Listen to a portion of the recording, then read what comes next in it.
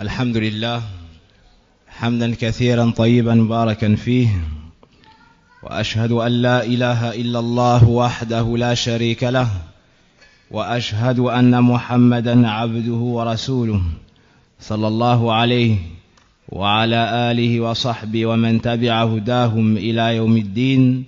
أما بعد. Nous sommes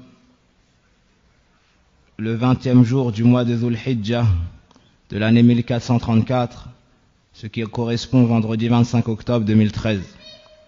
Et c'est notre deuxième cours dans l'étude du livre Thalathatul Usul de l'auteur Muhammad ibn Abdul Wahhab rahimahullahu ta'ala.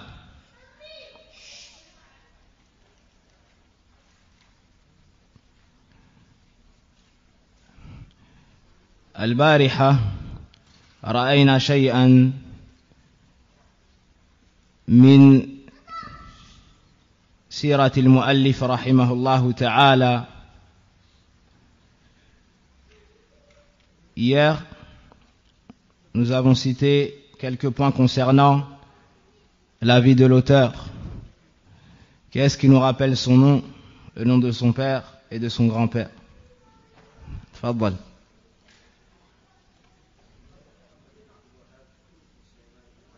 أكرمك الله. Muhammad ibn Abdul Wahhab ibn Sulaiman ibn Ali. Il est né dans quel endroit? Indaman. Al-Uyayna. Al-Uyayna. En quelle année? En 1115. Et est décédé en 1206. Barakallahu fikum.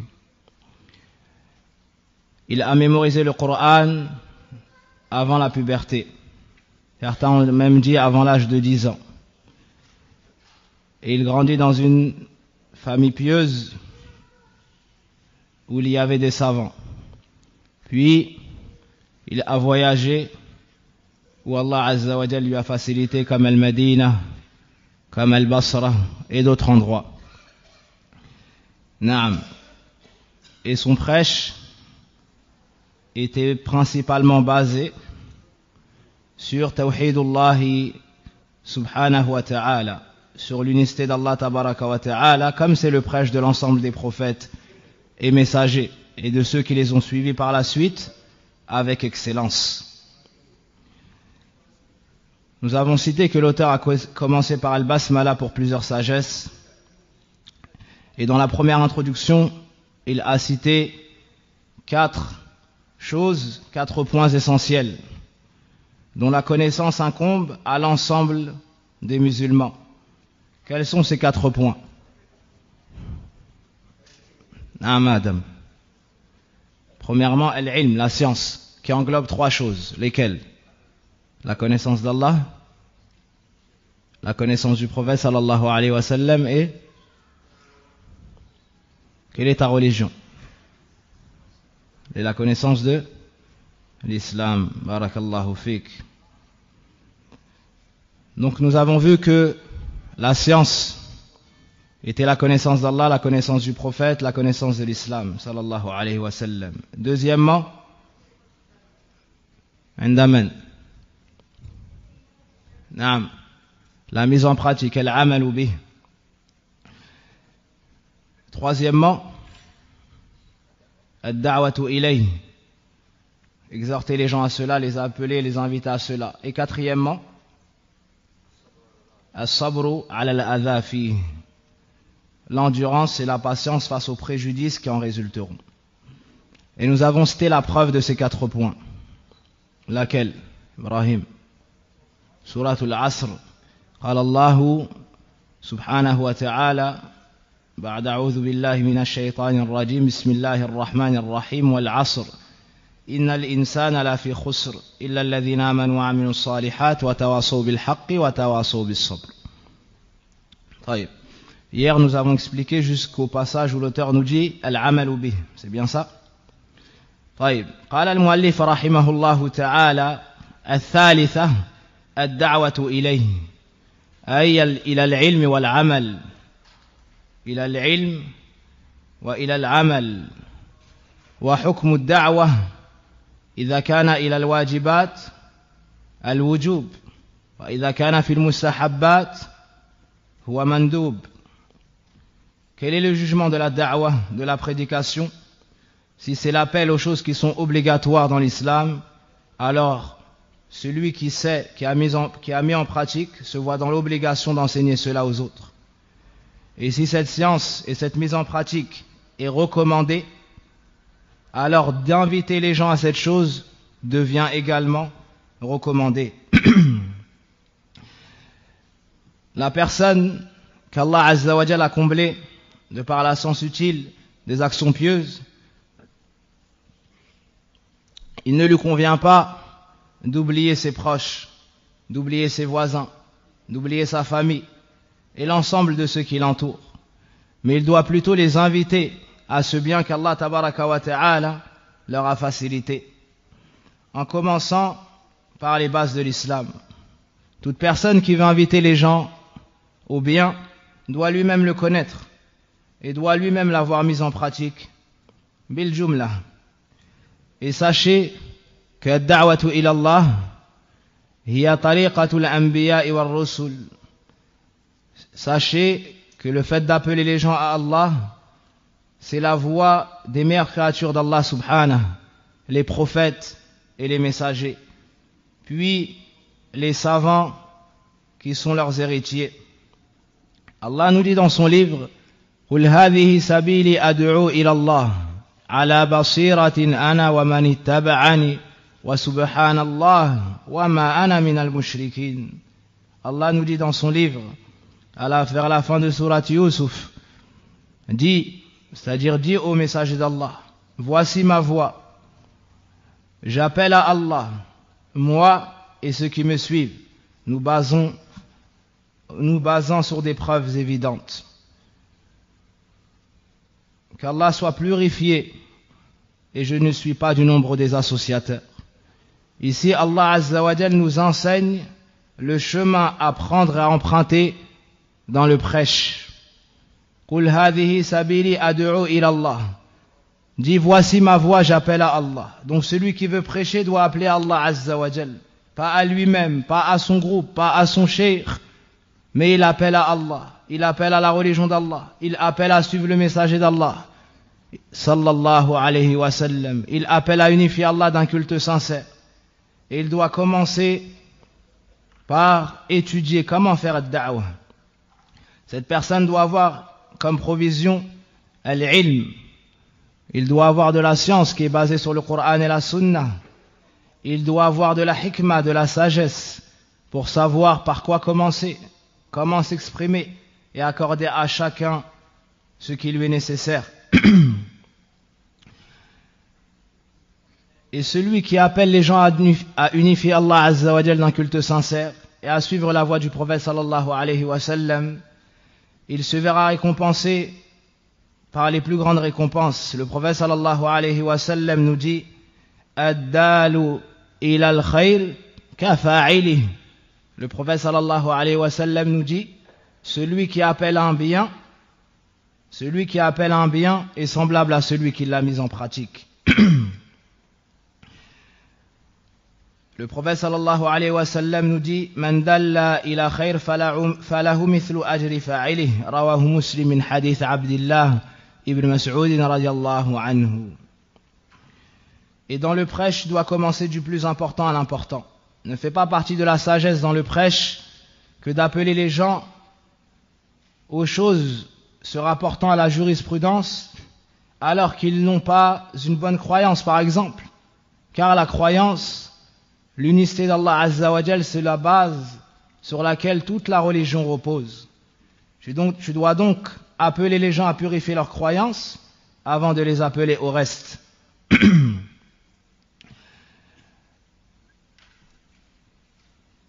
Al-martabatu rabi'a, le quatrième point, parmi les points essentiels qui ont été cités par l'auteur, as-sabru ala al-adha fihim. Le fait d'endurer devant les éventuelles nuisances qu'on pourra rencontrer en chemin. As-sabru lughatan huwa al-habs وشرعا حبس النفس عن التسخط واللسان عن الشكوى أي إلى غير الله والجوارح عما لا يحبه الله ويرضاه وهو ينقسم إلى 3 أقسام صبر على طاعة الله وصبر عن معصية الله وصبر على أقدار الله subhanahu wa ta'ala.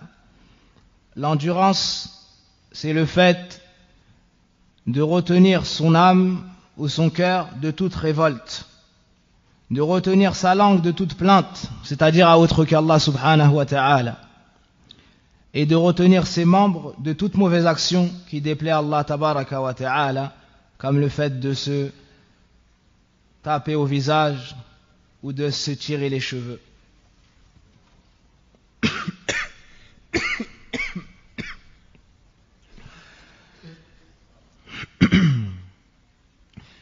Et l'endurance est de 3 types.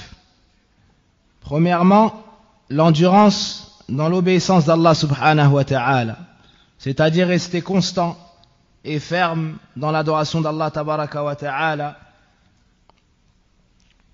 Deuxièmement, l'endurance devant la désobéissance à Allah tabaraka wa ta'ala, c'est-à-dire endurer devant les tentations et ce à quoi invite l'âme qui est incitatrice au mal.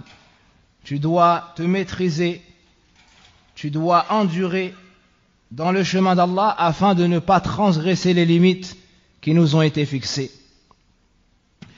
Et troisièmement, l'endurance lors du décret d'Allah. Et plus particulièrement, le décret qui peut être douloureux pour le fils d'Adam, comme la maladie, comme la perte d'un proche, et tout ce qui peut être lourd pour le fils d'Adam. Quel est le jugement de l'endurance? Ce qui est voulu ici par l'auteur, ce sont les obligations. À partir de là, on dit que l'endurance dans ad-da'watu ila Allah, c'est wajib. لأن كما قال الأصوليون ما لا يتم الواجب إلا به فهو واجب. Donc c'est obligatoire d'endurer dans le chemin du prêche à Allah subhanahu wa ta'ala. Car si tu n'endures pas et tu ne patientes pas, tu ne pourras pas transmettre aux gens la science et la mise en pratique, les conseiller. Car la plupart des gens sont égarés. La plupart des gens suivent leur passion. La plupart des gens transgressent les limites d'Allah subhanahu wa ta'ala. Allah nous dit dans plusieurs versets, lorsqu'il cite la majorité, qu'ils sont égarés, qu'ils sont ignorants, qu'ils ne savent pas. Allah nous dit par exemple, وَمَا يُؤْمِنُ أَكْثَرُهُمْ بِاللَّهِ إِلَّا وَهُمْ مُشْرِكُونَ. Allah nous dit par exemple, et la plupart d'entre eux n'ont foi en Allah qu'en lui donnant des associés. La plupart d'entre eux ont foi en Allah, c'est-à-dire dans son unicité, c'est-à-dire Tawhid al-Rububiyyah, l'unicité d'Allah dans la seigneurie. Ils reconnaissent cela, ils savent qu'Allah est le seul créateur, le seul propriétaire et le seul gérant. Mais malgré cela, il lui donne des associés dans le culte. Il lui donne des associés dans le culte. Donc ici on voit que la majorité sont dans le polythéisme. Allah subhanahu wa ta'ala nous dit dans le Coran, وَإِن تُطِعْ أَكْثَرَ مَنْ فِي الْأَرْضِ يُضِلُّونَكَ عَنْ سَبِيلِ اللَّهِ. Et si tu suis ou si tu obéis,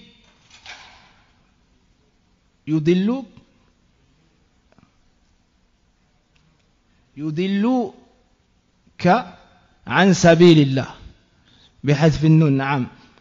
Si tu obéis ou si tu suis la plupart des gens de la terre, ils t'égareront du droit chemin.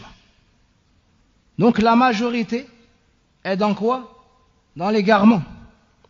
La majorité est dans l'ignorance. La majorité suivent leur passion. La majorité suivent leur passion. Et on ne dit pas que la base chez l'homme, c'est qu'il est bien et c'est qu'il est droit. Ou c'est qu'il est à la sunna là. Mais Allah nous dit dans le Coran, إِنَّهُ كَانَ ظَلُومًا جَهُولًا. Comme l'a dit Ibn Taymiyyah rahimahullah ta'ala, la base chez l'homme est l'injustice et l'ignorance. Et comme a expliqué Ibn Sa'di dans le tafsir, c'est pour cela qu'il a supporté cette charge. Contrairement aux montagnes, aux terres, au ciel. Donc, lorsque tu vas aller trouver ces gens, pour les inviter à la science, pour les inviter à la mise en pratique de la science, pour les conseiller, pour les corriger, forcément tu vas tomber sur des problèmes, tu vas rencontrer des nuisances. À ce moment-là, quel devra être le comportement du prédicateur? As-sabr ala al-adha. Donc à ce moment-là, le prédicateur devra être endurant.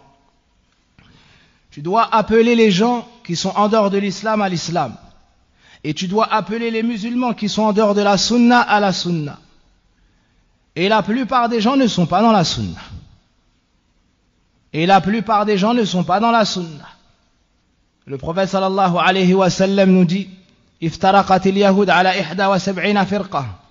وافترقت الناس على 72 فرقة وستفترق هذه الأمة على 73 فرقة كلها في النار إلا واحدة قيل من هي يا رسول الله قال الجماعة.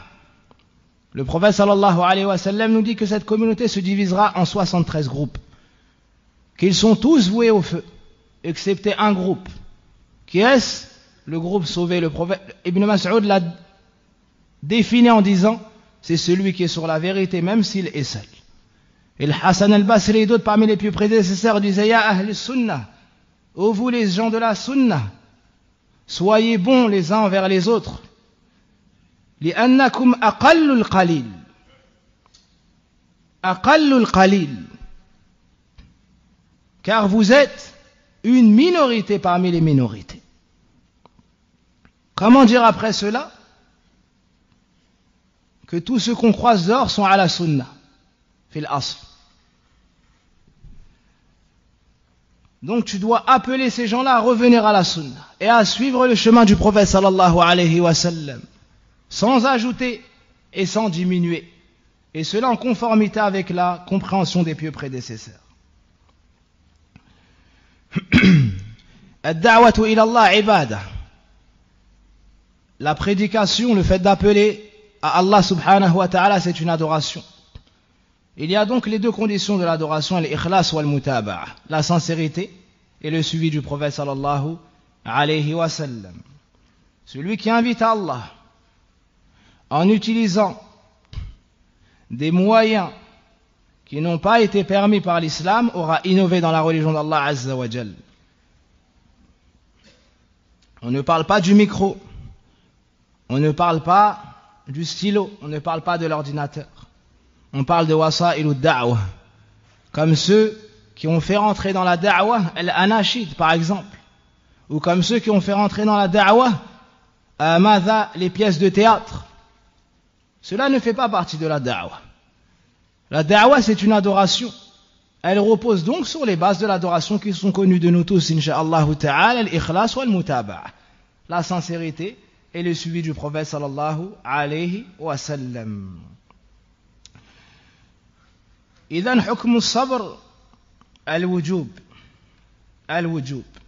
Ensuite, l'auteur nous a cité Souratul Asr comme preuve des 4 points cités précédemment, c'est-à-dire la science, la mise en pratique de celle-ci, le fait d'y inviter les gens et endurer devant les nuisances qu'on pourrait rencontrer.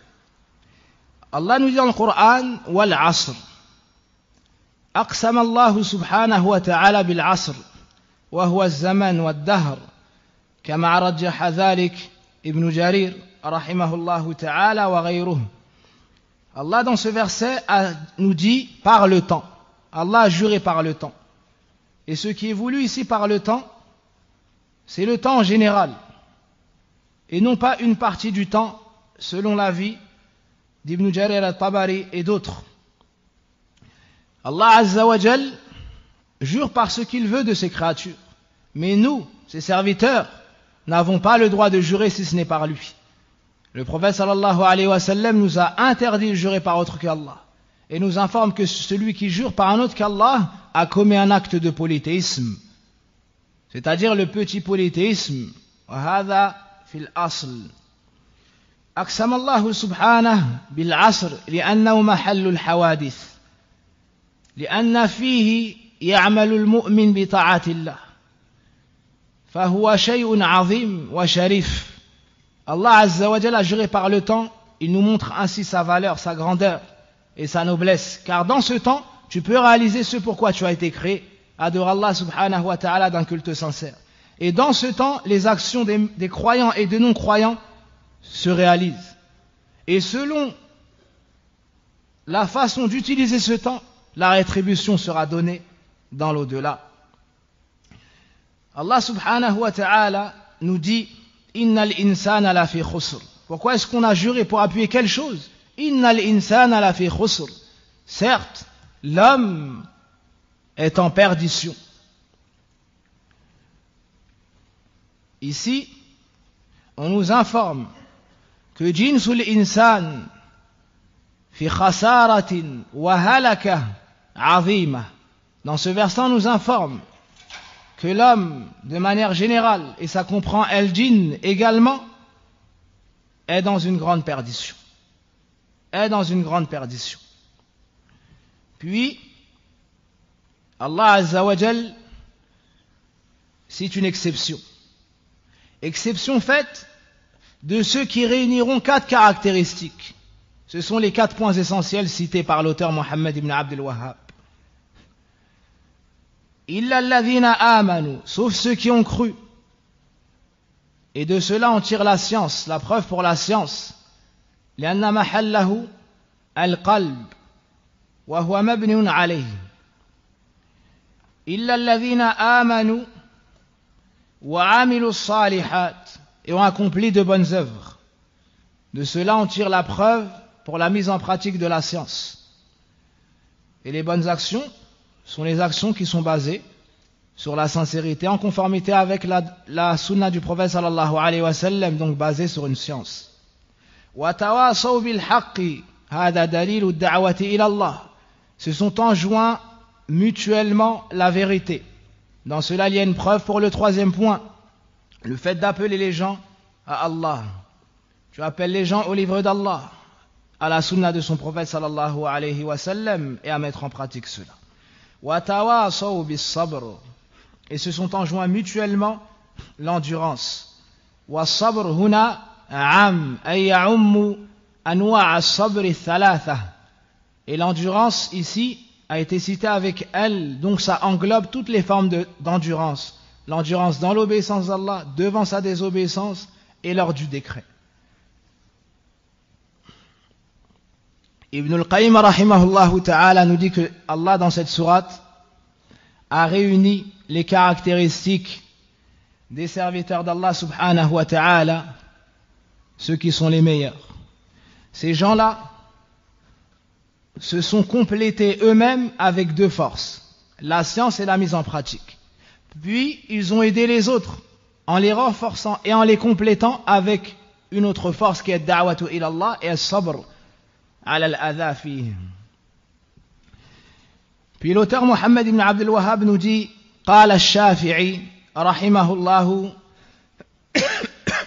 الشافعي هو أبو عبد الله محمد ابن إدريس الشافعي رحمه الله تعالى.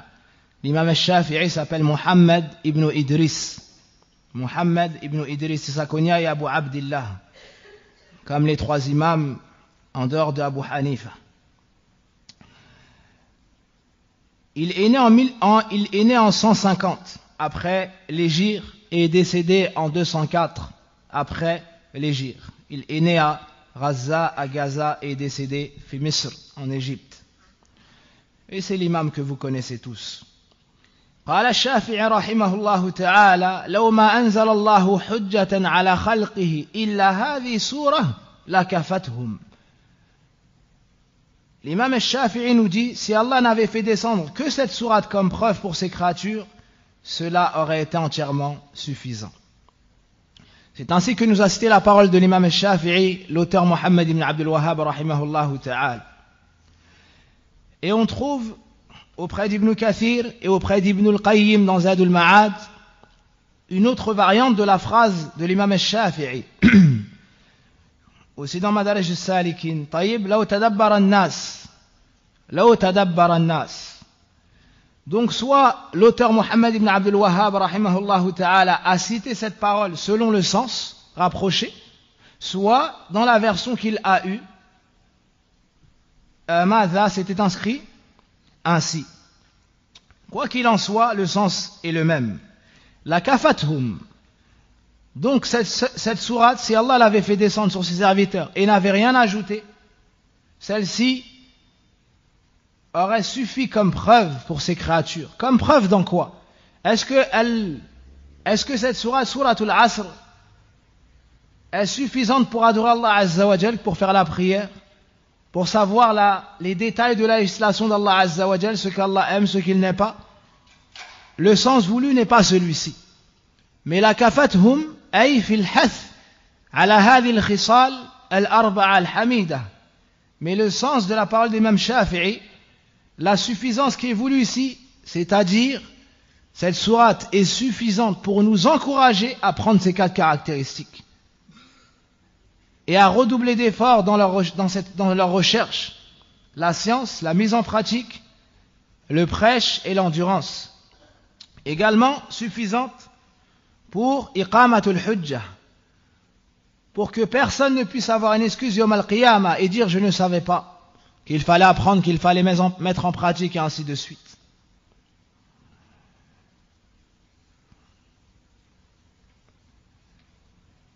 D'autres ont dit également la kafathum ay fi bayani asbab as-sa'ada. D'autres ont dit cette sourate est suffisante, c'est-à-dire pour démontrer les causes du bonheur et de la réussite. Dans cette sourate, il y a donc, et dans ces points essentiels cités précédemment, il y a donc, pour résumer, les causes de la réussite et du bonheur pour le serviteur d'Allah Azza wa Jal. Et le sens voulu n'est pas la kafathum ay fi tafasil al-shar'a. طيب. قال البخاري رحمه الله تعالى باب العلم قبل القول والعمل.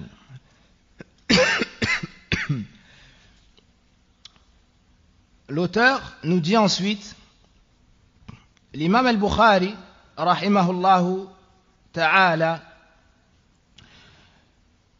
qui est né en 194 et mort en 256, nous dit, ou bien l'auteur nous cite que l'imam al-Bukhari a intitulé dans son livre Sahih un chapitre qu'il a nommé le chapitre La science précède la parole. La science précède la parole et l'action. Ou Abu Abdillah Muhammad ibn Ismaïl ibn Ibrahim rahimahullahu ta'ala. Il nous dit donc Bab al-ilm qabla al-qawli wal-amal. La science passe avant la mise en pratique, ou avant la parole et la mise en pratique. Cela, chers frères, car on conditionne dans l'acceptation de tes actions près d'Allah subhanahu wa ta'ala que ton action soit basée sur la sincérité et sur le suivi du prophète sallallahu alayhi wa sallam. Pour que ton action soit acceptée chez Allah, il faut 2 conditions. La première condition est l'ikhlas. La deuxième condition, al-mutaba'a, le suivi du prophète sallallahu alayhi wa sallam. إذن العلم شرط في صحة القول والعمل لأن العمل لا تقبل إلا بشرطين وهما الإخلاص والمتابعة ولا يكون كذلك إلا بالعلم. Comment est-ce que tu vas savoir que ton action est en conformité avec la sunna? En étudiant avec la science, à ce moment-là, tu vas savoir comment agir pour que ton action soit acceptée chez Allah. ثم قال والدليل قوله تعالى فاعلم أنه لا إله إلا الله واستغفر لذنبك. Et la preuve, la parole suivante d'Allah, sache que nul ne mérite d'être adoré sauf Allah et demande pardon pour tes péchés. فبدأ بالعلم قبل القول والعمل. كلام المؤلف هنا قبل القول والعمل ليس من كلام البخاري رحمه الله تعالى. Donc l'auteur nous dit que la preuve de cette règle, que la science passe avant la parole et les actes, et le verset où Allah nous dit « Sache que nulle divinité ne mérite d'être adorée sauf Allah et demande pardon pour tes péchés. » Sache, c'est l'ordre de la science. Et ensuite seulement, demande pardon pour tes péchés. Donc effectivement, nous avons commencé par la science avant la parole et les actions. L'imam al-Bukhari nous dit « Allah a donc d'abord cité la science. » Allah a donc d'abord cité la science. Et l'auteur a rajouté « avant la parole et l'action. » Avant la parole et l'action. Voici pour la première introduction du livre. Et le livre, comme nous avons cité, se divise en plusieurs parties. La première partie, c'était celle-ci. Les 4 points essentiels, c'est la première introduction. La deuxième partie, c'est une deuxième introduction. Puis il y a al-usul thalatha, ou bien thalathatul usul, puis il y a et au final il y aura une conclusion. قال المؤلف رحمه الله تعالى اعلم رحمك الله أنه يجب على كل مسلم ومسلمة تعلم هذه المسائل الثلاث والعمل بهن. الأولى أن الله خلقنا ورزقنا ولم يتركنا هملا بل أرسل إلينا رسولا فمن أطاعه دخل الجنة ومن عصاه دخل النار. والدليل قوله تعالى إن il manque dans le livre, il manque inna. Ceux qui ont le livre, vous corrigez. Il manque inna pour ceux qui ont le livre. Au début du verset, il manque inna. Inna arsalna ilaykum rasulan shahidan alaykum kama arsalna ila fir'auna rasula. Fa'asa fir'aunu rasula fa'akhadnahu akhdan wabila. Sache qu'Allah te fasse miséricorde. Ici encore l'auteur t'adresse des invocations, t'adresse cette rahma en demandant à Allah subhanahu wa ta'ala de te faire miséricorde. Que signifie rahimakallah? Indaman. Que signifie rahimakallah? Naam. Akramakallah. Naam, ahsant. Qu'Allah te pardonne tes péchés passés et qu'il t'accorde la réussite et te préserve dans le futur. Donc l'auteur fait encore cette dua pour nous. Sache qu'Allah te fasse miséricorde, et il commence par i'lam pour attirer notre attention, car ce qui va suivre a la plus grande importance. Il va nous citer 3 points qui ont la plus grande importance. Le premier point a un rapport avec Tawhid al-Rububiyyah. Le deuxième point a un rapport avec Tawhid al-Uluhiyyah. Et le troisième point a un rapport avec Aqidatu al-Wala'i wal-Bara. Tawhid al-Rububiyyah, Tawhid al-Uluhiyyah, al-Wala'i wal-Bara. Sache qu'Allah te fasse miséricorde, qu'il est obligatoire pour tout musulman et toute musulmane d'apprendre les 3 points suivants et de les mettre en pratique. De quel type d'obligation il s'agit ici? Al-Wujub al-Ayni. Al-Wujub al-Ayni. Le premier, Allah nous a créés, a subvenu à nos besoins et ne nous a pas laissés à l'abandon. Bien au contraire, il nous a envoyé un messager, c'est-à-dire Mohammed sallallahu alayhi wa sallam. Celui qui lui obéit entrera au paradis. Celui qui lui désobéit entrera en enfer. La preuve, la parole suivante d'Allah: nous vous avons bien envoyé un messager, témoin de vos actes et paroles, c'est-à-dire Mohammed sallallahu alayhi wa sallam. De la même façon que nous envoyâmes un messager au pharaon, c'est-à-dire Moussa alayhi salam. Le pharaon désobéit alors au messager, c'est-à-dire Moussa alayhi salam, et nous l'anéantîmes par un dur châtiment. Donc Allah subhanahu wa ta'ala est notre créateur. Allah dit dans le Coran: Allahu khaliqu kulli shay. Allah est le créateur de toutes choses. Et parmi ces choses, le fils d'Adam. Wallahu khalaqakum wa ma ta'malun. Allah nous dit également, Allah vous a créé vous, ainsi que vos actions. Il nous dit également, wa ma khalaqtul jinna wal insa illa liya'budun. Je n'ai créé les djinns et les hommes que pour qu'ils m'adorent. Donc dans cela, il y a des preuves qu'Allah subhanahu wa ta'ala est notre seul créateur. Il nous a créé, nous a donné notre subsistance. C'est lui le pourvoyeur subhanahu wa ta'ala. Inna Allaha huwa ar-razzaqu dhul quwwatil matin. Certes, Allah est le pourvoyeur, comme il nous dit dans le Coran. Et il ne nous a pas laissé à l'abandon. Comme il nous le dit dans le Coran, ayahsabul insanu an yutraka suda. Est-ce que l'homme pense qu'on le laissera en vain? Il nous dit également, afahasibtum annama khalaqnakum abatha wa annakum ilayna la turja'un. Fata'ala Allahu al-malikul haqq. Allah nous dit également, pensez-vous qu'on vous a créé en vain, à titre d'amusement, et que vous ne serez pas ramenés vers nous? Donc ici, on réfute cette idée. On réfute cette idée. Allah Azza wa Jal nous a créé pour une sagesse. Jalla wa ala. Donc vous pouvez prendre dans Suratul Qiyamah le verset 36, dans Suratul Mu'minun, verset 115.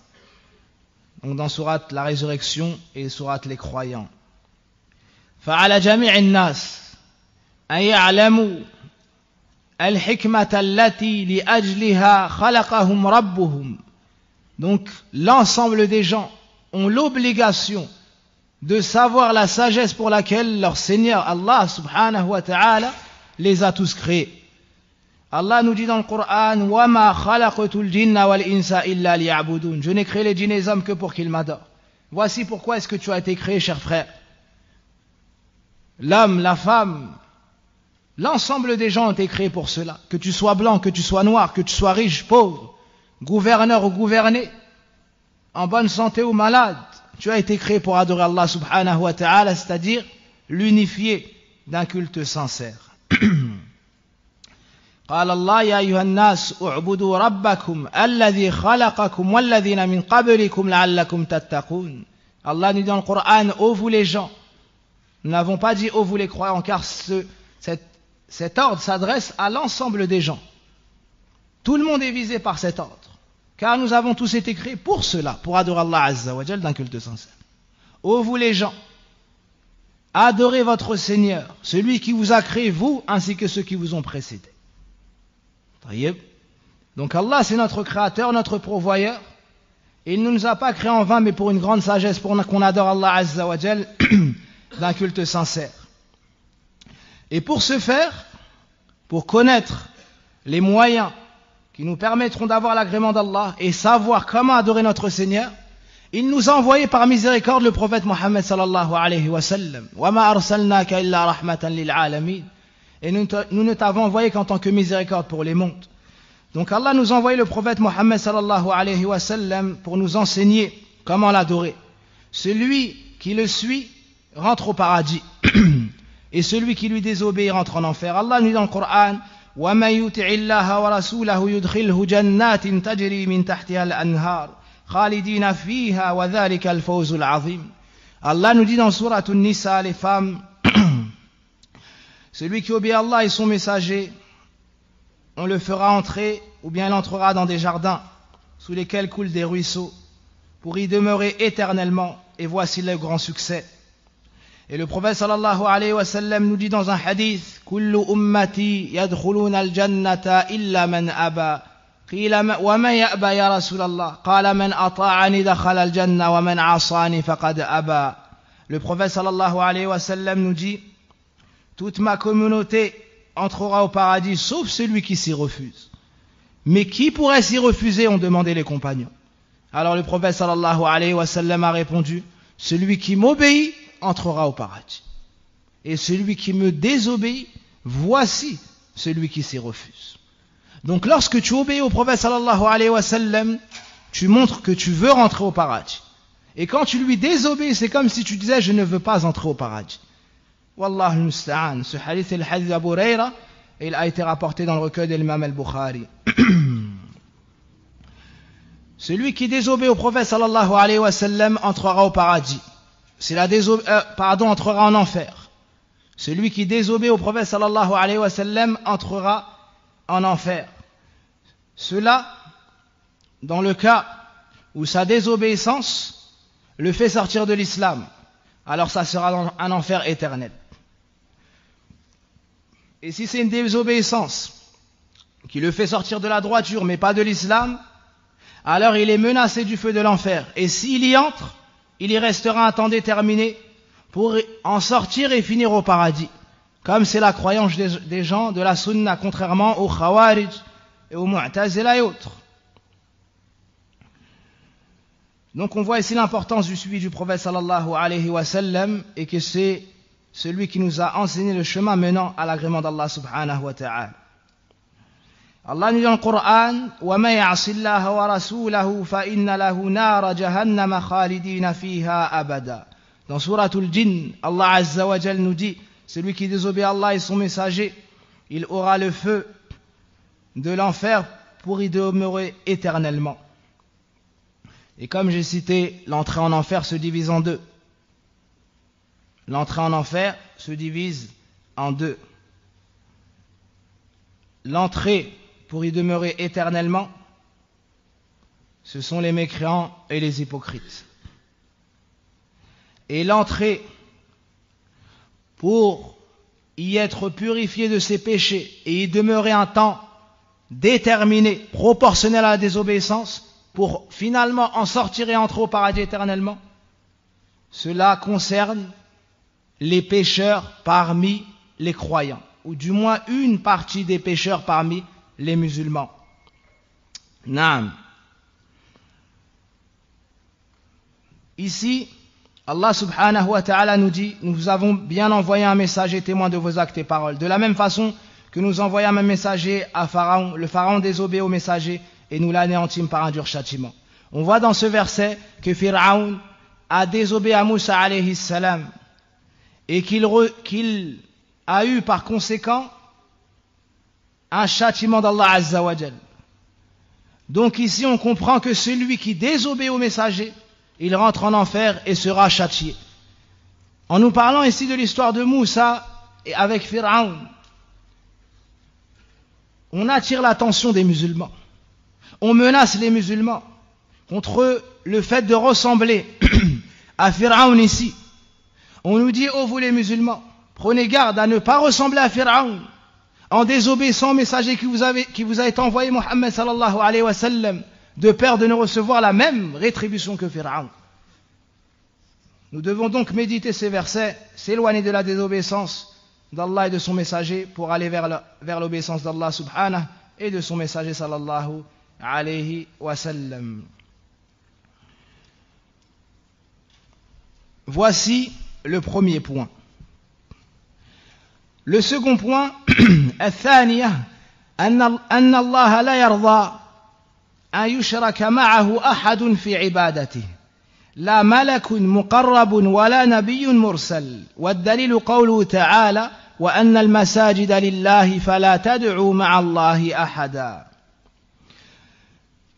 Le deuxième, Allah n'admet aucunement qu'on lui attribue un quelconque associé dans les actes d'adoration, même s'il s'agit d'un ange proche d'Allah ou d'un prophète envoyé. Le deuxième point nous enseigne l'interdiction formelle de donner un égal à Allah subhanahu. L'interdiction formelle de donner un associé à Allah subhanahu wa ta'ala dans les choses qui lui sont propres. Et tout particulièrement l'adoration et le culte et la divinité. Allah n'agrée pas cela. Allah n'aime pas le polythéisme. Allah déteste la mécréance. Et ici l'auteur a spécifié l'adoration, car c'est le point dans lequel la majeure partie ont donné un égal à Allah subhanahu wa ta'ala, contrairement à la seigneurie. La plupart des gens reconnaissent qu'Allah est le seul créateur, le seul propriétaire et le seul gérant. Mais où est le problème? Il est dans Tawhid al-Uluhiyya, dans l'unicité d'Allah, dans le culte. Les gens adorent Allah, certes, mais ils adorent avec lui autre. Ils se soumettent à Allah et se soumettent aussi à d'autres. Allah n'agrée pas cela. Même s'il s'agissait d'un ange proche d'Allah ou d'un prophète envoyé. C'est-à-dire, quand bien même celui à qui tu vouerais une part de l'adoration aurait une place élevée chez Allah subhanahu wa ta'ala, Allah n'acceptera jamais ash-shirku billah. Allah nous dit dans le Coran وَلَا يَرْضَى لِعِبَادِهِ الْكُفْرِ وَإِن تَشْكُرُوا يَرْضَهُ لَكُمْ. Allah nous dit dans Surat Az-Zumar, les groupes, et il n'agrée pas pour ses serviteurs la mécréance. Et si vous lui êtes reconnaissant, alors il sera satisfait de vous. Ibn Baz rahimahullah ta'ala nous dit à cet effet, la plus grande reconnaissance c'est tawhidullah. La plus grande manière de manifester ta reconnaissance c'est d'unifier Allah d'un culte sincère, de l'adorer lui seul sans rien lui associer subhanahu wa ta'ala. L'auteur nous cite comme preuve pour cela, avant ça, nous cite comme preuve pour cela la parole d'Allah. Les mosquées sont réservées à Allah, n'invoquez donc personne avec Allah. L'invocation est de deux sortes, dua ibadah et dua mas'ala. La dua adoration, c'est l'ensemble des adorations. Et dua mas'ala, c'est talab, c'est la demande. Talabu ma yanfa'u ad-da'i fi jalbi manfa'atin aw daf'i madar. Dua mas'ala huwa طالب ما ينفع الداعي في جلب منفعة أو دفع مضر أو مضرة. La dua de demande est définie ainsi. C'est le fait de demander une chose qui nous est profitable ou l'acquisition d'une chose qui nous est profitable ou d'éloigner de nous une chose qui nous est nuisible. Lorsque tu demandes quelque chose, par exemple ta subsistance, par exemple le pardon pour tes péchés, ou bien d'être guéri d'une maladie, d'être préservé du feu de l'enfer, c'est ce qu'on appelle dua mas'ala, car il y a une demande explicite. Et les autres adorations, on les appelle dua ibadah. Et on a appelé cela dua car il y a une demande implicite dans la dua adoration. C'est-à-dire l'ensemble des adorations, on appelle cela dua ibadah. Pourquoi dua demande? Car lorsque tu adores Allah Azza wa Jal, implicitement tu demandes le paradis avec ses bonnes actions. Et tu demandes à éviter le feu de l'enfer et à en être préservé. يقول النبي صلى الله عليه وسلم كما في حديث أبي هريرة رضي الله عنه عند مسلم رحمه الله تعالى أن النبي أنعم إن الله يرضى لكم ثلاثا ويكره لكم ثلاثا يرضى لكم أن تعبدوه ولا تشركوا به شيئا وأن تعتصموا بحبل الله جميعا ولا تفرقوا وأن تناصحوا من ولى الله أمركم. Le prophète sallallahu alayhi wa sallam nous dit, certes Allah a agréé pour vous trois choses et en a détesté trois autres. Il a agréé pour vous que vous l'adoriez d'un culte sincère, sans rien, ou plutôt que vous l'adoriez sans rien lui associer. C'est le premier point. Le deuxième point, se cramponner à l'anse d'Allah, tous ensemble, c'est-à-dire à la religion d'Allah ou bien au Coran, tous ensemble, sans se diviser. Et le troisième point, de conseiller ceux qui détiennent l'ordre parmi nous. De conseiller ceux qui détiennent l'ordre parmi nous.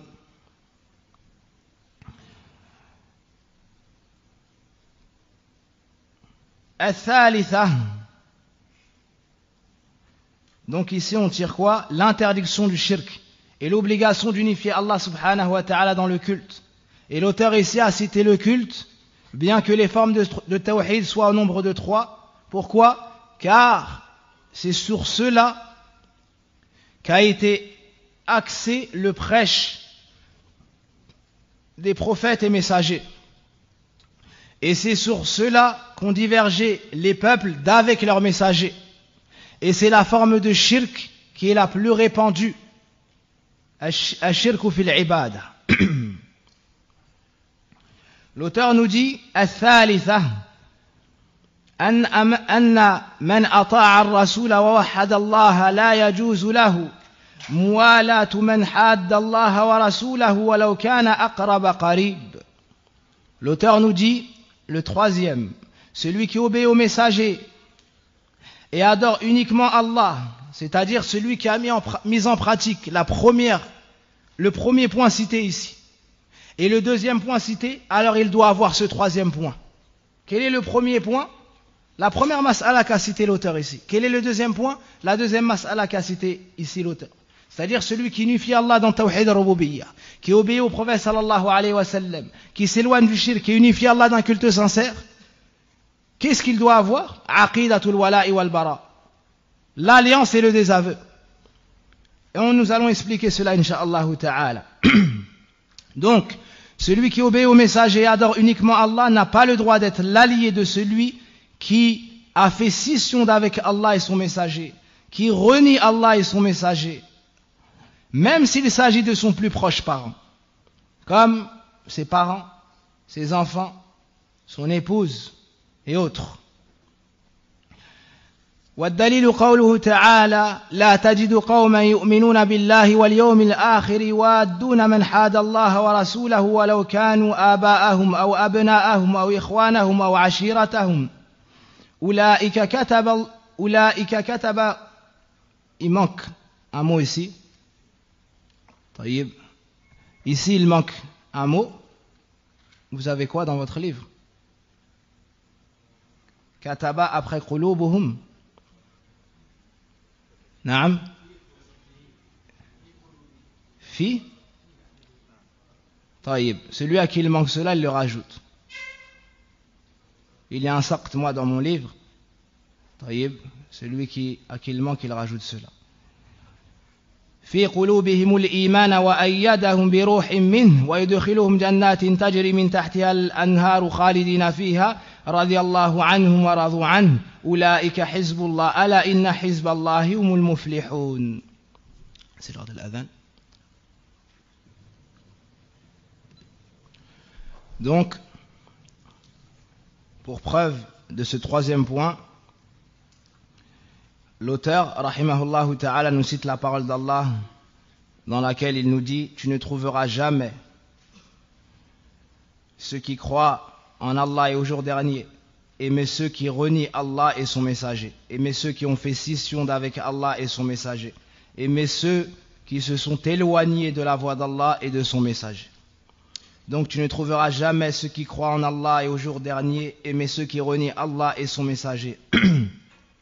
Même s'il s'agit de leurs propres parents, de leurs enfants, de leurs frères ou de leurs proches. Ceux-là, Allah a inscrit la foi dans leur cœur et les soutient d'un esprit émanant de lui.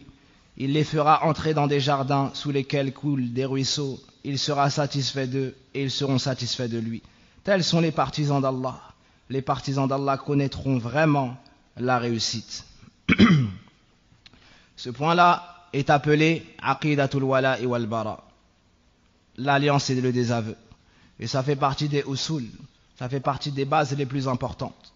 En résumé, tu dois aimer ce qu'Allah subhanahu wa ta'ala a aimé. Et tu dois détester ce qu'Allah subhanahu wa ta'ala a détesté.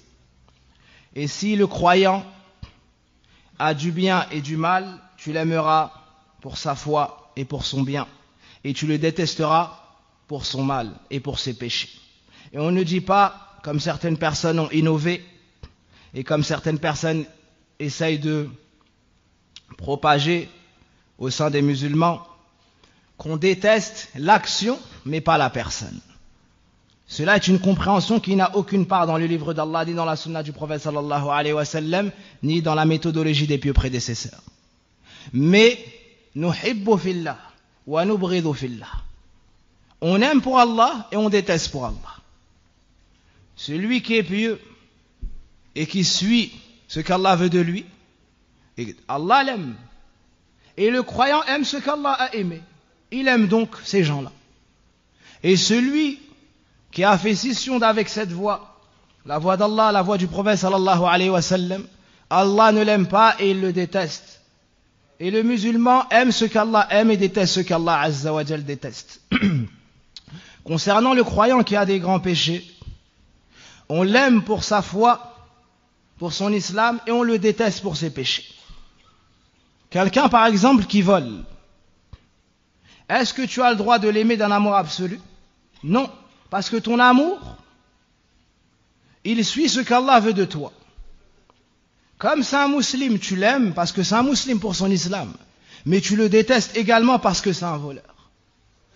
Si c'est un musulman mais que c'est un menteur, pareillement, tu l'aimes pour son islam mais tu le détestes pour son mensonge, et ainsi de suite. Donc l'amour et le désaveu peuvent se réunir sur une même personne. On déteste la personne et on déteste son action.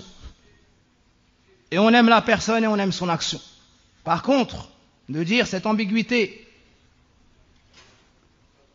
qui a été propagée puis réfutée par les savants de l'islam, walillahi alhamd wal minna, qui est de dire que on ne déteste pas la personne, mais on déteste son action seulement. Cela a été réfuté. Une autre compréhension erronée à éclaircir, certaines personnes ont compris de cela que nous n'avons pas le droit de faire des mu'amalat avec les kuffars. Nous n'avons pas le droit de faire, certaines personnes ont compris que nous n'avons pas le droit de faire des transactions commerciales, ni du commerce avec les non-musulmans. Cela est une idée erronée, car au temps du prophète sallallahu alayhi wa sallam, il y avait du commerce avec les juifs, il y avait du commerce avec les chrétiens, et il y avait des juifs à Médine, et il y avait du commerce entre eux. Donc, cela ne contredit pas aqidatul wala'i wal bara. Cela ne contredit pas aqidatul wala'i wal bara, l'alliance et le désaveu. Et les gens dans ce chapitre se divisent en trois groupes. Il y a ceux qui ont exagéré, il y a ceux qui ont du laxisme et ceux qui sont sur la voie droite. Ceux qui sont sur la voie droite sont ceux qui se sont conformés à ce qui a été cité dans le Coran et la Sunna avec la compréhension des pieux prédécesseurs.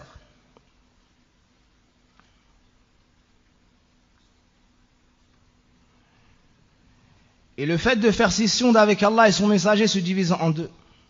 Il y a la scission établie par les kuffars. Ces gens-là ont fait scission, il y a une scission totale. Ils se sont éloignés complètement de la voie d'Allah et de son message. Et il y a d'autres qui ont fait scission avec la droiture sur le chemin d'Allah et de son message. Donc c'est une scission partielle. Ils ne sont pas sortis de l'islam. La première chose rentre dans le shirk akbar et le kufr akbar. Et le deuxième point, c'est la muhadda de ahlul bid'a wal fisq. C'est la scission commise par les gens de l'innovation et de la perversion. Ils ne sortent donc pas à la base de l'islam. Et celui qui aime le kufr des kuffars et leurs personnes, pour leur kufr qu'ils possèdent, il sort de l'islam. Celui qui aime le kufr du kafir et sa personne pour son kufr, alors cela fait partie de nawaqidul islam. Cela fait partie, comme nous l'avons vu auparavant, des annulatifs de l'islam. Mais celui qui aide les kuffars ou qui a eu un penchant vers les kuffars, même au détriment des musulmans, mais pas pour la religion, pas parce qu'il a de l'aversion envers l'islam ou un penchant vers le kufr, mais pour une chose, des bienfaits comme les bienfaits terrestres, les richesses et les choses ayant rapport avec la dunya. Cette personne ne sort pas de l'islam. Elle a fait un grand péché, mais elle ne sort pas de l'islam. La preuve de cela est le hadith de Hatib radiallahu anhu, lorsqu'il a dévoilé un secret du prophète sallallahu alayhi wa sallam en écrivant une lettre à Kuffar Quraysh, en informant Kuffar Quraysh d'une action qu'allait entreprendre le prophète sallallahu alayhi wa sallam. Ici, il a dévoilé un secret du prophète sallallahu alayhi wa sallam à Kuffar Quraysh. Mais Allah Azza wa Jal a révélé Ya ayyuhalladhina amanu la tattakhidhu aduwwi wa aduwwakum awliya. Allah Azza wa Jal a révélé, ô vous qui avez cru, ne prenez pas en allié mon ennemi et le vôtre. Allah les a appelés Ya ayyuhalladhina amanu, ô vous qui avez cru. Donc ce sont des croyants et ils ne sont pas sortis de l'islam. Et le prophète sallallahu alayhi wa sallam a dit à Omar concernant Hatib, laisse-le, peut-être qu'Allah a regardé dans le cœur des habitants de la bataille de Badr, de ceux qui ont participé à la bataille de Badr, et leur a dit faites ce que vous voulez, je vous ai pardonné. Et Hatib en fait partie. On s'arrête sur cela et on continue incha'Allah ta'ala la semaine prochaine. Wa sallillahumma wa barik ala nabina Muhammadin wa ala alihi wa sahbihi wa sallim. As'alullah al-azim rabbal arsh al-karim أن ينفعنا بما سمعنا وأن يسرنا العمل بما يحبه ويرضى وأن يزيدنا علما على علمنا وعملا على عملنا إنه ولي ذلك والقادر عليه سبحانك اللهم وبحمدك أشهد أن لا إله إلا أنت أستغفرك وأتوب إليك بارك الله فيكم.